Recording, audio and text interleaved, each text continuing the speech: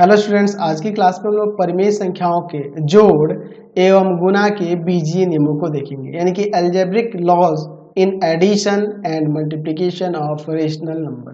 तो पहला जो नियम है वह आपका है संवरक नियम।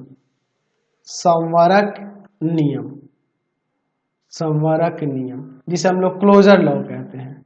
ठीक है, क्लोजर लॉ। क्लोजर लॉ, देखिए संवरक नियम क्या है। अगर आपके पास दो परिमेय संख्याएं दी गई हो तो उनका योग भी परिमेय ही होगा और उनका गुणा भी परिमेय होगा, तो यही संवरक नियम कहलाता है। तो हम लोग इसमें ऐसे लिख सकते हैं कि यदि ए और बी दो परिमेय संख्याएं हों, दो परिमेय संख्याएं हों तो a प्लस बी यानी कि उन परिमेय संख्याओं का योग और a इंटू बी यानी कि उनका गुना भी परिमेय संख्या होगा, परिमेय संख्या होगा।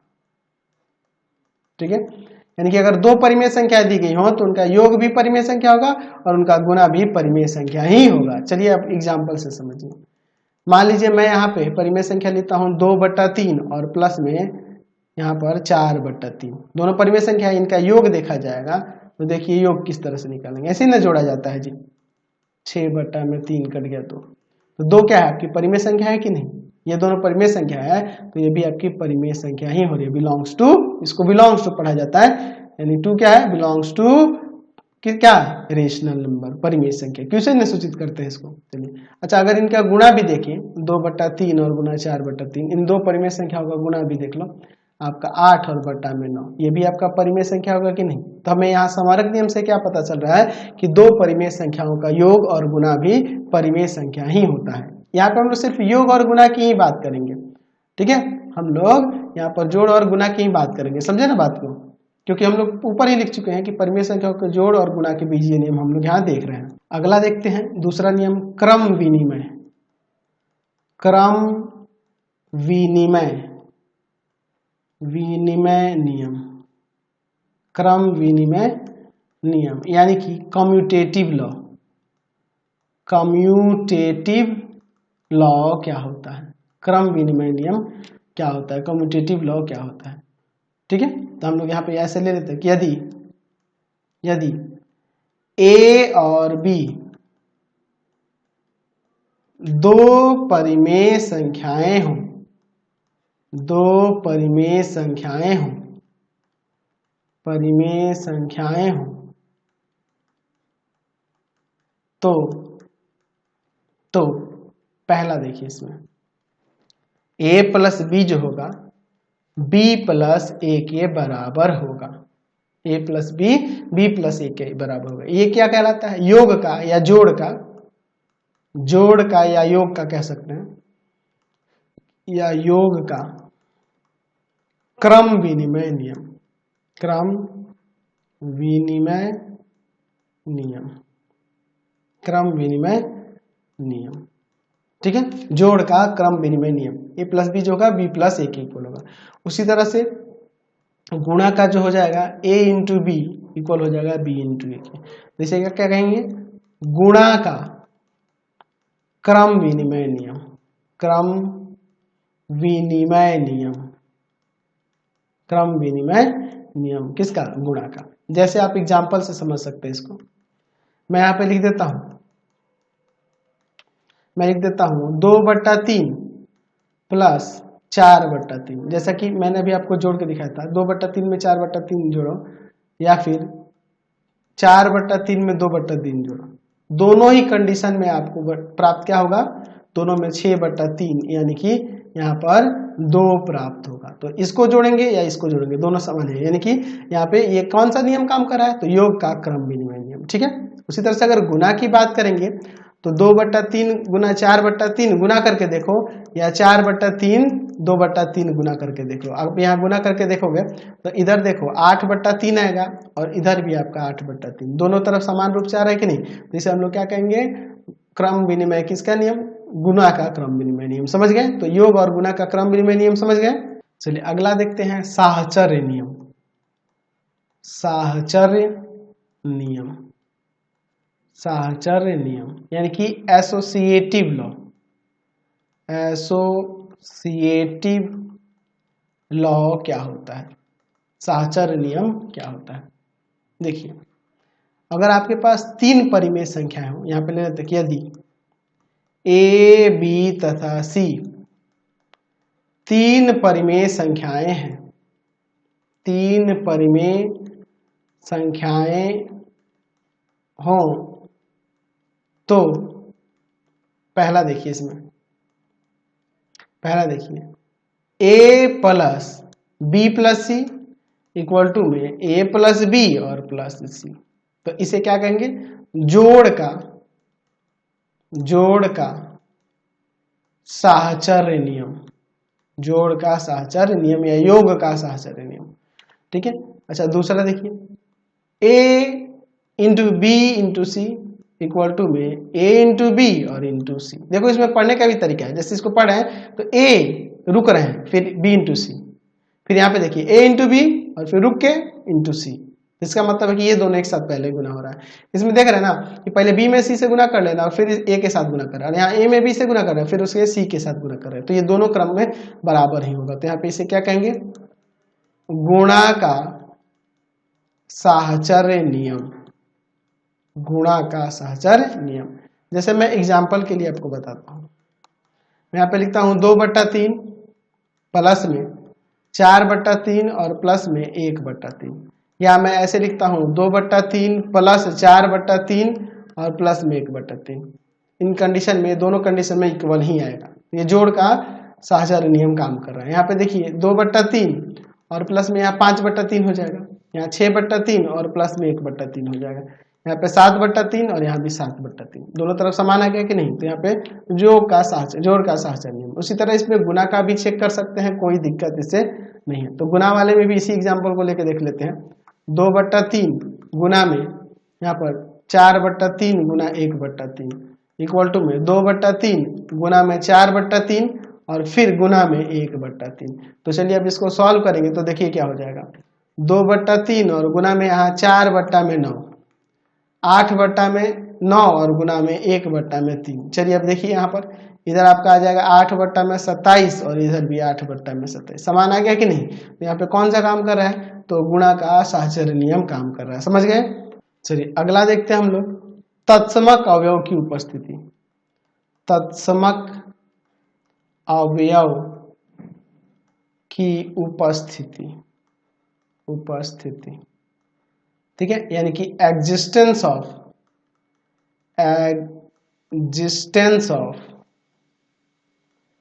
आइडेंटिटी एलिमेंट,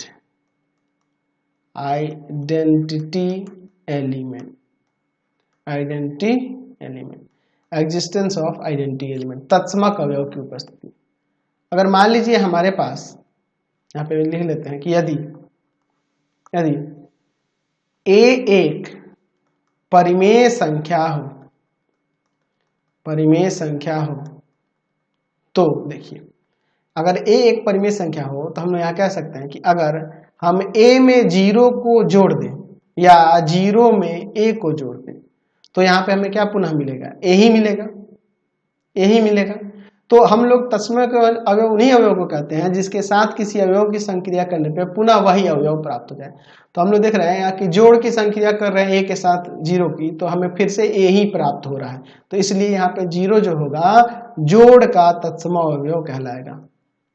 योग या जोड़ का तत्समक अवयव जो होता है, तत्समक अवयव क्या होता है, 0 होता है, ऐसा हम लोग यहाँ पे कह सकते हैं। उसी तरह से अगर हम लोग गुणा की बात करेंगे तो हम लोग कह सकते हैं कि अगर a में परिमेय संख्या a में 1 से गुणा कर दूं या 1 में परिमेय संख्या a से गुणा कर दूं, पुनः मुझे a ही प्राप्त हो जाएगा। तो हम लोग देख रहे हैं कि ये जो ऐसा अवयव है जिसके साथ इसके साथ संक्रिया करने पर हमें पुनः वही अवयव प्राप्त हो रहा है, इसलिए कह सकते हैं कि गुणा का तत्समक अवयव 1 होता है। गुणा का तत्समक अवयव क्या होता है, 1 होता है, समझ गए। चलिए अब बात करते हैं हम लोग प्रतिलोम अवयव का अस्तित्व, या फिर सिर्फ प्रतिलोम का अस्तित्व, प्रतिलोम अवयव का अस्तित्व यानी कि एग्जिस्टेंस ऑफ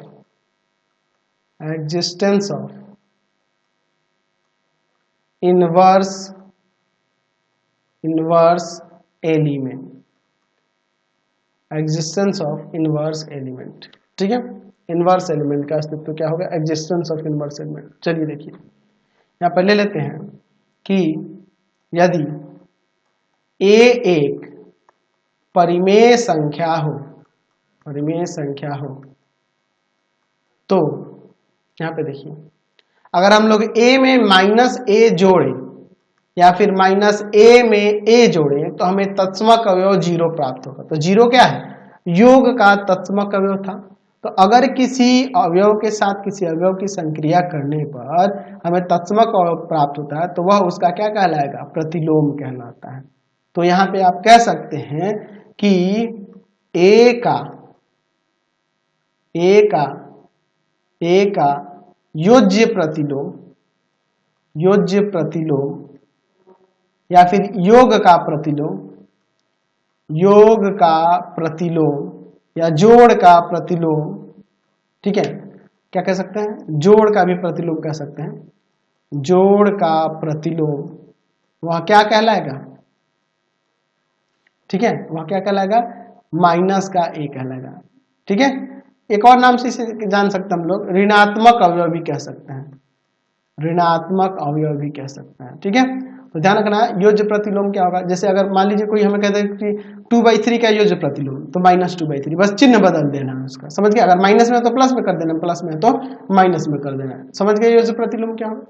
चलिए, अच्छा, उसी तरह से गुणात्मक प्रतिलोम यानी कि प्रतिलोम की बात करेंगे तो आप देखिए, अगर मैं कह रहा हूं कि a के साथ गुना कर रहा हूं 1/a का, या 1/a के साथ गुना कर रहा हूं a का, तो हमें ये कट के क्या मिलेगा? 1 मिलेगा। तो ये हमें क्या मिल रहा है?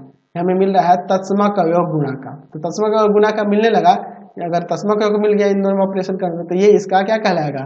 प्रतिलोम कहलाएगा, प्रतिलोम अवयव कहलाएगा, व्युत्क्रम अवयव कहलाएगा, गुणात्मक प्रतिलोम कहलाएगा। तो हम लिख सकते हैं कि a का गुणात्मक प्रतिलोम या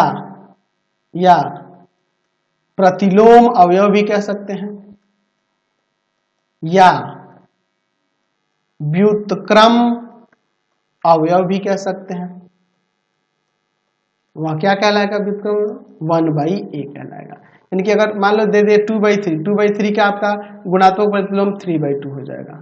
5 दे दे 4 दे दे 4 का गुणात्मक प्रतिलोम 1/4 हो जाएगा, 1/4 हो जाएगा। समझ गए ना? तो गुणात्मक प्रतिलोम कैसे निकालते? क्लियर है? अगला देखते हैं हम लोग वितरण नियम, डिस्ट्रीब्यूटिव लॉ। वितरण नियम यानी कि डिस्ट्रीब्यूटिव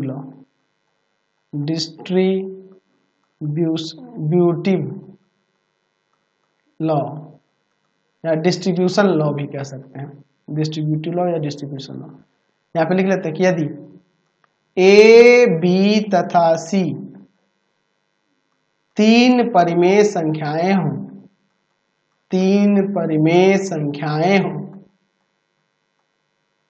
तो a इंटू में b प्लस c किसके इक्वल हो जाएगा? a इंटू बी और प्लस में a इंटू सी, यानी a b के साथ एक बार डिस्ट्रीब्यूट हो जाएगा, एक बार a c के साथ डिस्ट्रीब्यूट हो जाएगा। या अगर ऐसे दिया हो a प्लस b इंटू सी, तो ये एक बार a c के साथ डिस्ट्रीब्यूट होगा और ये b c के साथ डिस्ट्रीब्यूट होगा, गुना हो जाएगा एक एक करके और इसका योग हो जाएगा। तो इसे वितरण नियम कहते हैं, डिस्ट्रीब्यूटिव लॉ। तो समझ रहे हैं ना बात को? ये ऐसे कर सकते हैं या इनको एक एक करके ऐसे गुना करके लिख सकते हैं। ठीक है, तो इसे कहते हैं वितरण नियम। क्लियर है? चलिए, एक और बच गया नियम, उसको भी देख लेते हैं, जगह काफी हो ही जाएगा इसमें। काट नियम क्या कहलाता है? काट नियम यानी कि कैंसिलेशन